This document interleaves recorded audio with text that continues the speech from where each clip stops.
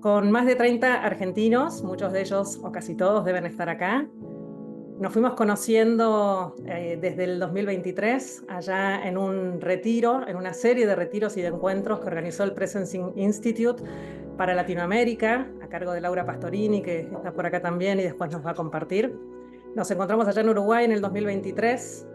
Después nos sumamos al segundo encuentro que fue en Chile en el 2024. Allí conocimos y se sumaron también los chicos de Ánkyra, con Juli Simoneta.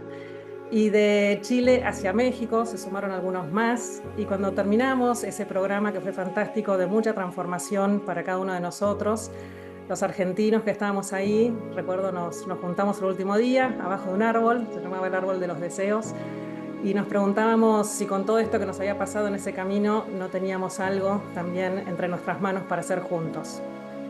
No somos amigos íntimos, cada uno tiene su historia, tiene su mirada, su ideología, su compromiso con lo público, porque todos somos líderes y amamos esta tierra y queremos siempre lo mejor para todos nosotros. Y nos pareció que era una buena idea animarnos a caminar juntos. Así fue que nos juntamos después este año en un Zoom, en el mes de mayo. Nos volvimos a encontrar los que pudimos presencial el 9 de julio. Y allí sí surgió muy natural querer sembrar una intención de caminar juntos, intención de generar espacios que nos hagan bien, como cada vez que nosotros nos hemos juntado de la mano de la teoría U, de la mano del presencing, de la mano de esos encuentros, y que cada vez que nos juntamos es difícil de explicar lo que pasa, por eso también sabíamos que este Zoom era importante para poder compartir. Pero salimos mejor, salimos con más humanidad, salimos con más ganas de encontrarnos y con una chispa de esperanza que se enciende. Sabemos que hay muchos lugares en el mundo y en la Argentina que son como islas de coherencia, ¿no? Personas, comunidades que intentan dar lo mejor de sí, ¿no? Y vivir en coherencia con lo que piensan, con lo que sienten, con lo que hacen y tratar en su alrededor, ¿no? de dejar un poquito mejor el lugar que como lo encontramos. Eso nos convoca y acá está lleno de esas personas, está lleno de organizaciones, así que desde ese día, abajo del árbol de los deseos que se nos ocurrió y impulsamos invitar a Otto a la Argentina para el año que viene, vamos a contar con la presencia de él. Soñábamos con esto, ¿no? con empezar a caminar, pasos cortos, concretos de encuentro, que cada paso nos vaya indicando cuál es el paso siguiente a dar. No tenemos un objetivo muy concreto, sí tenemos unas ganas de caminar juntos y de largo plazo, ganas de transformarnos y de transformar. Creemos que la Argentina necesita mucho de esto que nosotros vivimos, así que yo estoy muy feliz, agradecida, emocionada de estar acá y un agradecimiento muy especial a cada uno de los anfitriones, a cada una de las personas del equipo motor, a cada uno de los jóvenes. Estamos trabajando juntos, cada uno con sus formas y todo este camino es lo que queremos hacer, ¿no? Es el proceso el que nos va enseñando y que nos va llevando al lugar siguiente. Así que vamos abriendo. Muchas gracias. Joaco, te dejo la palabra. Gracias, Pau. Bueno, yo soy Joaco Vilar del Valle, eh, tengo 29 años y junto con Juli, como dijo Pau, y Cami, que también está por ahí, y muchos otros que también están conectados, y algunos por acá, somos parte de Ánkyra. Para el que no sabe, Ánkyra es una incubadora de desarrollo humano.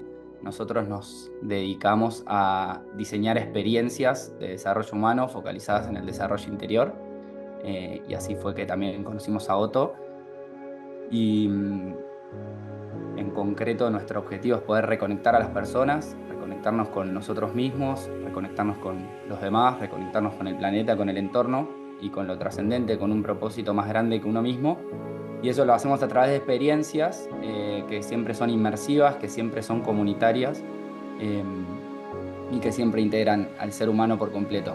Y trabajamos por un mundo más humano y un mundo regenerativo. Y por eso estamos acá, por eso también empezamos este camino junto con Paula y con muchos otros. Y estamos muy contentos de estar acá con todos ustedes y de todo el trabajo colaborativo y co-creado de tanta gente para que este espacio ocurra, que encima es un espacio de siembra para algo que se viene.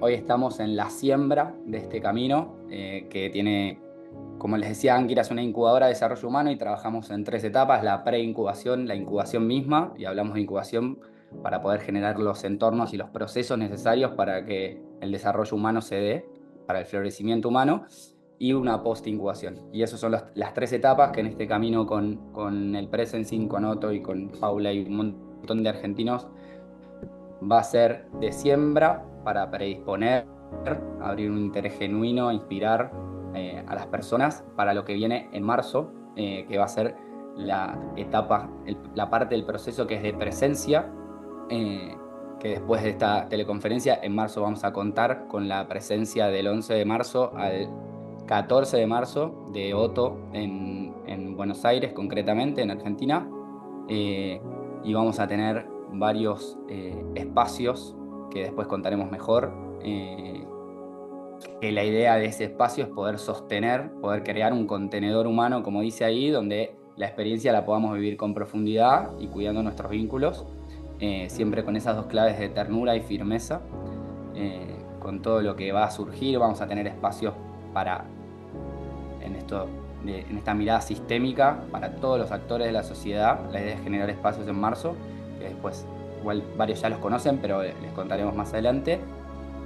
Y en concreto, uno de esos espacios va a ser una experiencia intergeneracional, que va desde lo interior hacia lo sistémico, que van a ser 2 días y medio en San Seferino, en Luján.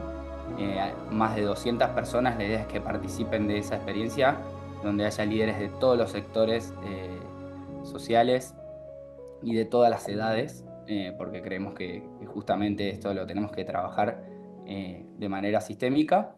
Y por último, viene la etapa post-incubación, lo que viene después de esa semana de marzo, que tiene que ver con la cosecha. Poder, como decía Pau, esto lejos está de querer ser una respuesta terminada o un espacio que creemos que pueda resolver todo, sino un espacio para sembrar, para vivir la presencia y para acompañar lo que emerja, justamente, ¿no? Cuidar lo que surgió, acompañar la continuidad, y generar distintos espacios para sostener eso que surgió, y que se puedan construir esos puentes entre los distintos sectores y entre las distintas generaciones, para mantener vivo la transformación que estamos empezando. Yo soy Laura Pastorini, me toca hacer un poco el puente del Presencing Institute para Latinoamérica, armando, coordinando equipos para difundir el conocimiento de la teoría U, al servicio de transformaciones de impacto positivo y real como la que nos convoca hoy. Pero sobre todo siempre apuntando a activar el ecosistema. Nosotros decimos que tenemos una escuela U, pero buscamos el impacto U, activando ecosistemas regionales, en este caso locales, siempre conectando, empoderando liderazgos, también organizaciones, proyectos, iniciativas, y también, sobre todo, nos interesa mucho que no sea algo solamente de ida y vuelta, ¿no? No sea solamente los conocimientos que vienen del norte, por lo general, hacia el sur, sino que podamos rescatar saberes, poner nuestros saberes en diálogo con saberes originarios, con las trayectorias, con las experiencias, la riqueza de conocimientos e iniciativas que hay en esta tierra, en la región, pero también especialmente hoy en Argentina. Y como decía Pau, esta iniciativa de hoy es fruto de uno de nuestros programas más queridos, en el que todos han participado aquí, Paula, Juli, Joaco, y muchos otros que veo por ahí, ¿no? También sintiendo que esto traías también lo de lo comunitario, cómo es la comunidad la que teje ese tejido, el que sostiene después también, el que teje y después sostiene también estas activaciones, ¿no? Estas activaciones multiactor, multisector, de enorme complejidad, basadas en la conciencia, como decimos nosotros, y en el propósito profundo de un futuro mejor, ¿no? Y nos gusta mucho esta iniciativa porque está en manos de jóvenes. Hablábamos de que el futuro son ustedes, ¿no? Entonces nos encanta esta convocatoria joven, estas semillas de futuro que vamos plantando, y nosotros decimos, nos gusta preparar el suelo, y es lo que estamos haciendo acá, ¿no? Tenemos un suelo fértil de esta comunidad, tenemos un suelo fértil de la calidad de relaciones que se están tejiendo, y también esta idea de que nosotros decimos siempre aprender del futuro, ¿no? No solo aprender de lo que siempre ha funcionado, sino esta invitación a que aprendamos de estos jóvenes, aprendamos de lo que tenemos delante, de lo que empieza, siempre decimos nosotros, ¿qué es lo que el futuro nos llama a hacer a nosotros? No solamente lo que nosotros queremos del futuro. Les voy a pasar la palabra para que le pongamos nombre y nombre propio a esos lugares en esta comunidad, y a esas caritas que vemos en la pantalla, así que nos encantaría ver quiénes están hoy aquí. En Cava, que tenemos a Andrea Churba, en Santiago del Estero y Chaco, haciendo caminos. En Belgrano hay un encuentro donde están Liliana, Pato, Janine, así que ahí armaron banda, estaba Raquel también ahí. En Bariloche, anfitrión independiente, Patricia Scott y Mirta. Y por otro lado nos vamos a Misiones, donde Balta. El grupo de Esta para mi país, Potencia Argentina y los jóvenes con el clima. Bahía Blanca está Mirna. Hola Mirna. Estamos en Cava, que Juan Jaer, Lucas Aparicio, con los referentes de capital humano de distintas empresas. Ahora sí, nos vamos para Neuquén. Está Sonia. Está el grupo de Puente Regenerativo ahí con Pablo Benavides, con Ana Tonón en el centro hoy. Corrientes. Estamos con Vivi, eso, qué lindo grupo se armó. Seguimos entonces con Chivilcoy. Ahí tenemos a Bea Sotera también, que recibió en su casa. Ahí está La Pampa. Vamos para Recoleta. Ahí está Lourdes Puente, muchas gracias, Anita Llorente. Tigre. En Salta, que está Rosario Alurralde, la Universidad Nacional del Sur, en Bahía Blanca con Euge. Seguimos por Rafaela, Santa Fe, por allá está Moni. En el norte, en Tucumán, están Sofi y Mila, con el grupo de agencia ahí, con doble sombrero también. Volvemos a Capital, acá hay un evento, un encuentro grande que organizó ADRA. La Universidad Nacional de Jujuy. Y hay un grupo en Mendoza reunido con Mariano Carniel, Lucas Carballo. Está por ahí también, quiero mencionarla, Andrea Fernández, que organizó también un encuentro virtual con los alumnos. Yo. Bueno, bienvenidos. Los cordobeses allá en el centro de la Argentina. Muchísimas gracias a Gaby y a todo el equipo que le puso tanto corazón allá en Córdoba. Bienvenidos y a disfrutar de esta tarde. Quiero mencionar a algunas organizaciones que también nos están acompañando. Ya las tengo, entre ellas Universidad de San Andrés en forma virtual, el grupo de CREA, por ahí también está Luis Lanzano, muchas gracias por acompañar, Sistema B, Marina, Agustina y todo el equipo. De Bisblick también, Belu Ochoa y algunas personas de su equipo, Fundapaz, Mujeres Líderes de Salud y muchas otras organizaciones que ya las estamos viendo ahí. Vamos entonces a darle el pase a Cami de Ánkyra y ya llega la conferencia con Otto. Gracias a todos. Muchas gracias. It is a true honor to welcome you, Otto, today. Your work has inspired leaders, educators, and change makers around the world to look beyond what is, to listen more deeply, and now you're inspiring us, a growing network of Argentine leaders who are stepping into this same journey of awareness and transformation. Para quienes no saben, el doctor Otto Scharmer es profesor titular en la MIT Sloan School y presidente fundador del Presencia Institute, donde durante más de 20 años ha impulsado la transformación de sistemas intersectoriales. Su innovador trabajo sobre la presencia, la práctica de aprender del futuro emergente, ha redefinido el pensamiento sobre el liderazgo, una visión que compartió por primera vez en sus exitosos libros Teoría U y Presence, en coautoría con Peter Senke y otros, y que posteriormente amplió en Leading from the Emerging Future. It is such an inspiration to be in the same space with you. I just attended kind of the introduction of all the different hubs. And I think the energy that we all felt in this little self-introduction of the hubs is just infectious, so I can feel it. So the energy is just very infectious, and what I would like to, I very much look forward to being together in person, in March. And what I would like today, and what Paula and Laura and Julia suggested to me, what I could do today is to share a little bit, perhaps about myself, but also about kind of the work around systems thinking and leadership. And so I was born and raised on a farm in Germany. That's where I grew up. I did my PhD in economics, so sometimes I introduce myself as a recovered economist. So what inspired me about listening to the introductions is that what you bring together is kind of the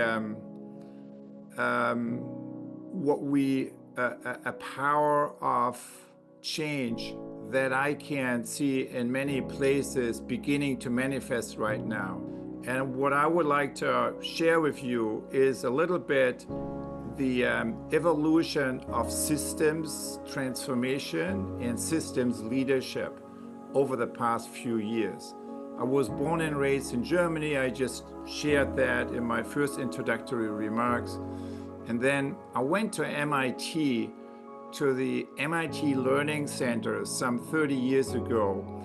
And I went to MIT because I wanted to learn how I, as a researcher, could be more useful and helpful for practical change in organizations, in communities, and in larger systems. So that's what I'm going to talk about. And I want to share with you a few images and slides, but essentially, and I will pull up the first one here. But essentially, what I'm going to share is just two images, right? Two images that capture the evolution of systems thinking. When you look at the current situation from a level through the viewpoint of systems thinking, what do we see? We see this. We collectively create results that just about nobody wants. What are these results? We refer to them as polycrisis, right? That's kind of something that a term you may have heard or may be familiar with. It shows up in terms of kind of three meta problems. You can say the ecological divide, which is a disconnect between people or self and nature. Climate chaos, climate destabilization, biodiversity loss, and so on and so forth. We see that worldwide. Social divide, growing inequality, hyperpolarization, violence, and war. You could say essentially society is beginning to fall apart. You can see it in my country here, the United States, falling apart, falling into groups that no longer can talk with each other. And then you could say there's kind of a third one, the inner divide or the spiritual divide, which is a disconnect not with nature and not with other, but a disconnect between self and self. What do I mean with the small s self? It's kind of my current self. And the capital S self is my emerging future self, my highest future possibility. And if there's a disconnect between those two, how does that show up in my experience? I feel a loss of energy. I experience perhaps symptoms of burnout, or even symptoms of depression. And that in many ways is the biggest problem today because it's primary. So, and I want to give you two numbers for that. After introducing this term, I think about that often, this third issue here as, what we experience is a sense of collective depression, what you can feel in many places, particularly about younger people, for all the understandable reasons. And the feeling is this, you know what? This whole big thing, the whole situation we are in, this is so messed up, the ecological divide, the social divide, and all the rest of it. So the illusion of insignificance, right? It's kind of this feeling, you know what, this is so messed up, whatever I do or not do doesn't make a difference. Perhaps it's already too late to do something. Two numbers on that, 68% of people worldwide last year said that they feel a loss of collective agency. So what does that mean? It means what happens in my country, what happens in my community has nothing to do with what I want to see, has nothing to do with my voice. It's kind of disconnected to that. I feel no agency in that. And 69%, so again, two out of three people say, personally, I would be willing to sacrifice part of my personal income to combat climate change. So if you look at these two numbers, right, 2 out of 3 people worldwide say, I want to make a positive contribution. I want to be part of a different story of the future. And yet, just about the same number of people say, but I don't know how. In fact, I don't feel any sense of agency in my own context. That really is the problem that we are facing today. So, and that's what I want to talk about. So what is this first image? The first image is the iceberg model of systems thinking.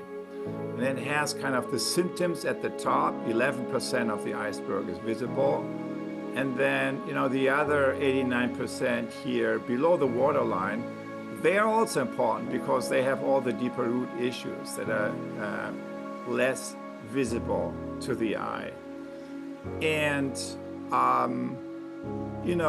when you look at it through this lens, you can say, what is it we are experiencing? We are really experiencing two stories, right, of the current moment. One is a story of collapsing systems. And what is that story? It's kind of the widening and deepening of the ecological divide, the social divide, and the inner divide. So kind of this sense of it is actually already too late.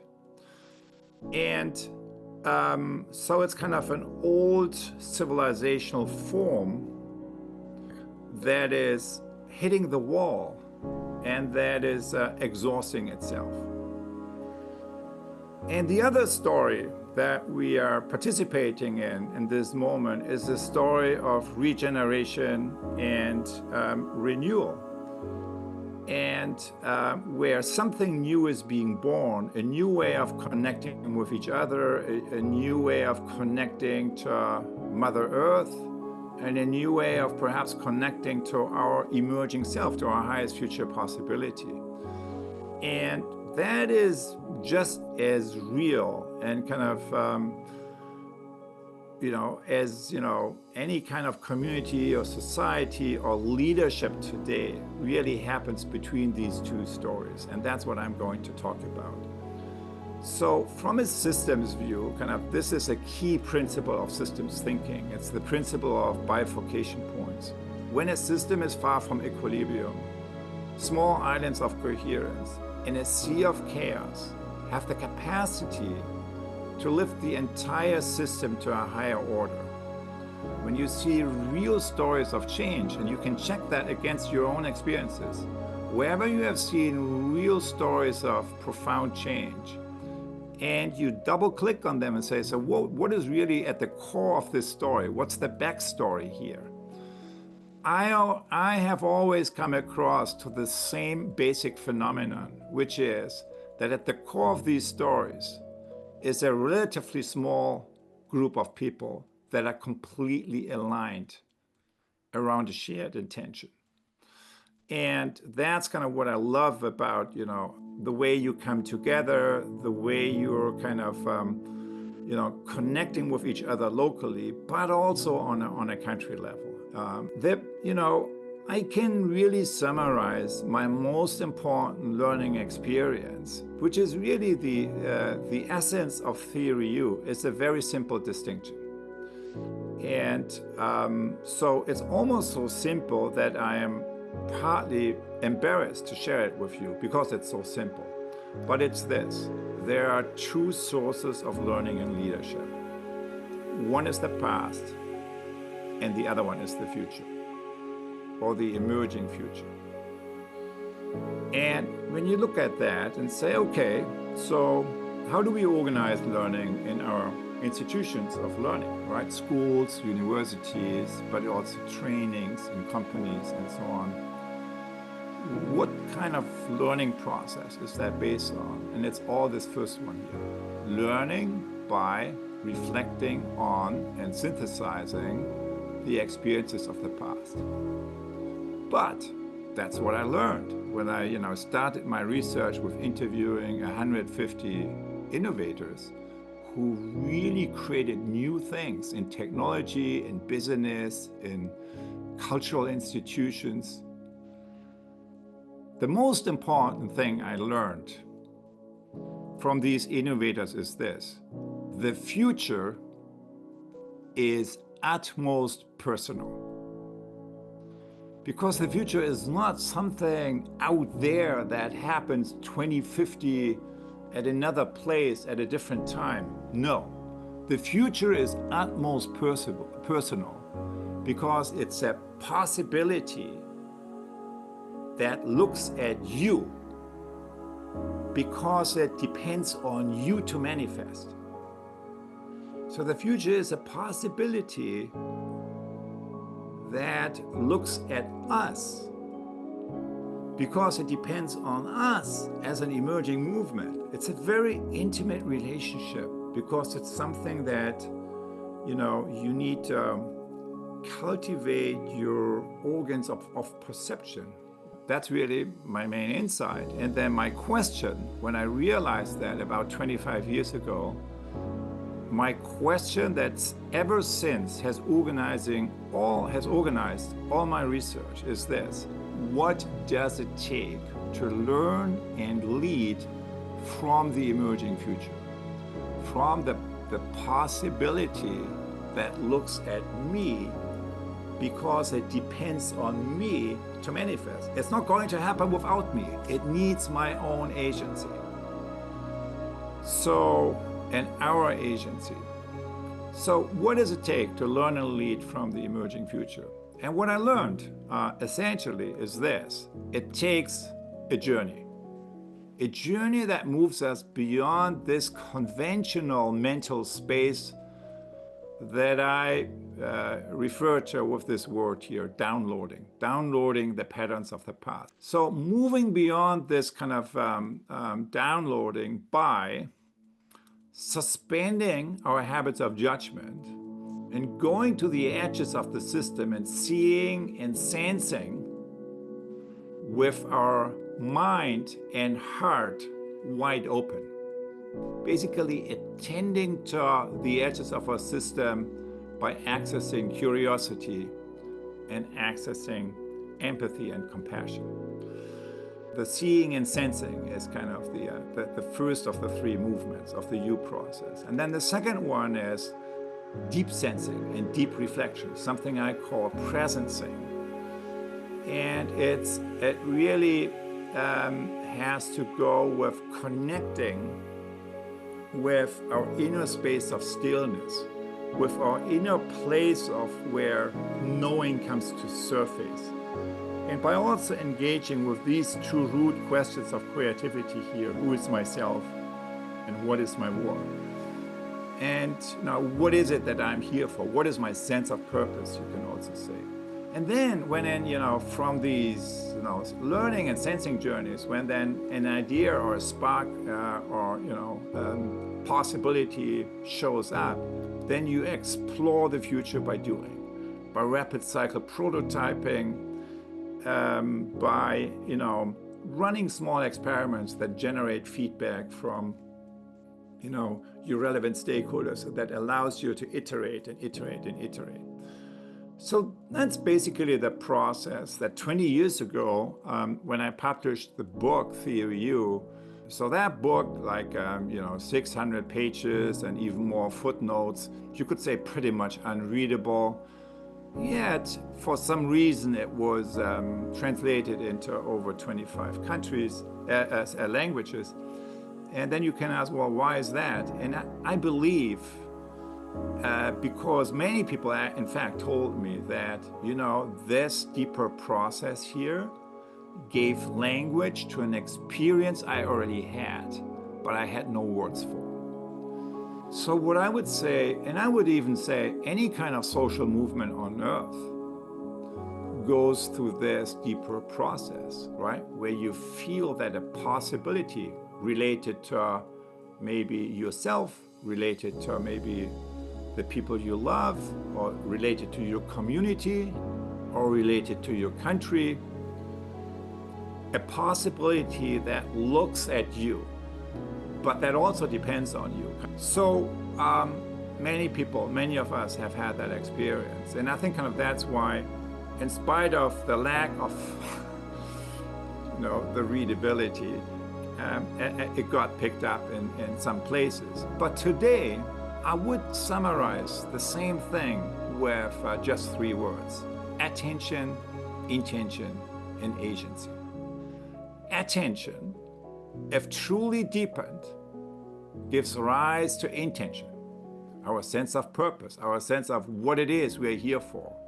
And intention, if truly clarified, begins to catalyze agency, begins to catalyze actions that embody this deeper sense of purpose.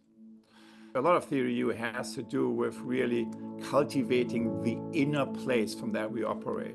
So this quote here from a CEO, a practitioner that I interviewed, really was an eye-opener to me. He told me at the end of all his stories of success and failure, the success of an intervention depends on the interior condition of the intervener. So he basically says, look, when I as a change maker or I as a leader, what I do, the success not only depends on what I do or how I do it, the process that I use, but it depends on the inner place from that we operate.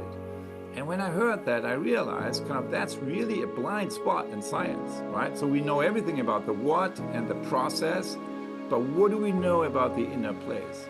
And today, 20 years later or 25 years later, I would describe that inner place in terms of these 3 capacities: open mind, open heart, and open will.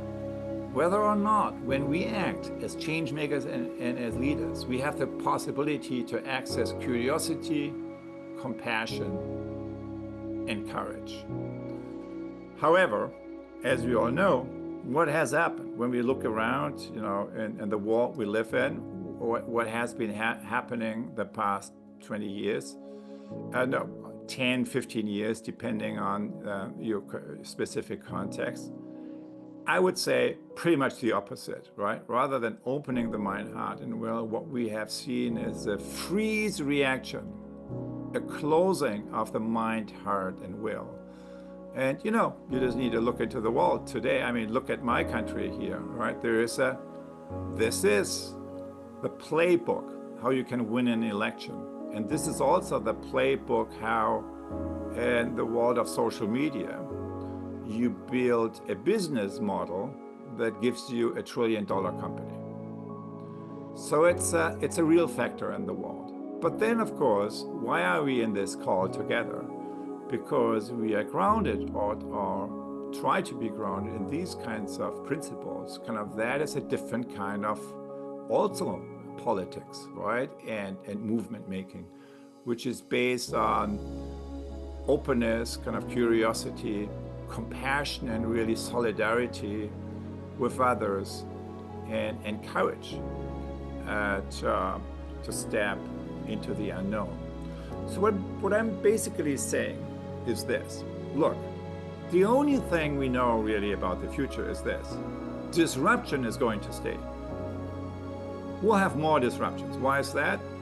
Ecological divide, social divide, spiritual divide. So if this is going to stay here, then whenever disruption happens, we have a choice. We can respond by turning away and closing down, or by turning toward and opening up. And when we turn away and close down, we activate one kind of process that by now we all know pretty well. And when we turn toward and opening up, we activate another kind of process that through our own experiences, we also know very well. So what then is the difference? And I would offer you this distinction, right? One is, defined by architectures of separation. Basically, the walls go up. And the other one is, shaped by architectures of connection, which means kind of you try to connect across boundaries. And then again, but what does it depend on whether a challenge of disruption is activating this pattern here in social field or this pattern in social field? And what I would say is it depends on this distinction, whether we operate from ecosystem awareness or from ecosystem awareness. And what I mean with ecosystem awareness is an awareness that is sourced from inside one's own boundaries. So inside one's own bubble. You're kind of stuck inside your own bubble. And what I mean with ecosystem awareness is any kind of awareness where your attention is originating from beyond the boundaries of your system by accessing your curiosity, your empathy or compassion, or your courage. So what I'm basically saying is change making, societal change, and also leadership really happens today between these two spaces. We are always between these two spaces. They are not going to go away tomorrow and also not the day after tomorrow. We need a deal. We need to be multilingual. We need to be dealing with both of these forces. And to develop the capacity to do so, I believe we have to, rebalance three things that in everything change in leadership is overrated and three things that are underrated. The first thing that's overrated is knowledge. It pains me to say that because that's half my life, but it's true, right? What's underrated? Not knowing. So what's an example? What is it we don't know? Well, the future. No one knows what's going to happen later this year. No one knows even what's happened next year. So there's there's obvious limits to what we can know. So we need to we need to act today. So we need to be better in leaning into our not knowing. So the first leverage point here is access your not knowing and deepening your listening, which really means is cultivating our humility, right? Kind of in the way we show up and in the way we engage with others. The second thing, overrated, comfort, right? What's underrated? Discomfort. What's kind of the access point here? Accessing discomfort, sensing into situations, even though they may make us uncomfortable, they may have very important information for emerging future possibilities. So another word for that is emotional resilience, right? Equanimity is basically emotional resilience. So basically leaning into difficult situations without getting emotionally derailed, right? Without disengaging. And the third thing, overrated, is action. Now, what could be possibly wrong with action? Isn't that why we are here? Well, here's the problem with action. If there is a challenge and, the first thing you do is jump into action, what is it you're going to do? You're going to react, right? You're going to reenact the patterns of the past. And if there's one thing everyone agrees on today is that that's not good enough, right? Kind of just reenacting patterns of the past is not good enough. So what's the leverage point here? Accessing your non-action or letting go, aka stillness, our capacity in the face of challenging situations to suspend the habit to react in the old way and lean and sense more deeper into what this situation has to teach us and how a real transformative action might look like. So stillness, equanimity, and humility as gateways into accessing these deeper intelligences. That's really what the essence of the U process is about. So that's kind of how also Theory U as a deep understanding of systems change has evolved.